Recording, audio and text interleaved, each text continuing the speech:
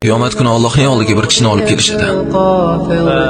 Alloh u haqida aytadi: uni olovga tashlanglar. Uni olovga uloqtiringlar deydi. Farishtalar u odamni olovga sudrab ketishadi. Yo'lda u odam Allohga o'girilib qaraydi. Uni sudrab ketishmoqda, u esa o'girilib Allohga qaraydi. Alloh taolo uni qaytarishni buyuradi. Uni qaytarishgandan so'ng u bu gunohkordan so'raydi: "Nega o'girilayotgan eding?" Bu gunohkor aytadi: "Sen haqingda bunday gumonda emas edim." Alloh so'raydi: "Men haqimda qanday gumonda eding? Meni kechirasanmikan deb o'ylagan edim" deydi. Shunda Alloh aytadi: "Men seni kechirdim. Qanday qilib uni yaxshi ko'rmaslik mumkin?" Alloh taolo aytadi: "Ey odam bolasi, modomiki sen menga duo qilib, mendan umidvor bo'lar ekansan, gunohing qanday bo'lishidan qat'iy nazar, parvo qilmasdan mag'firat etaman. Ey odam bolasi, agar gunohing bulutlarga qadar yetsa-da, mendan istig'for tilasang, seni mag'firat etaman.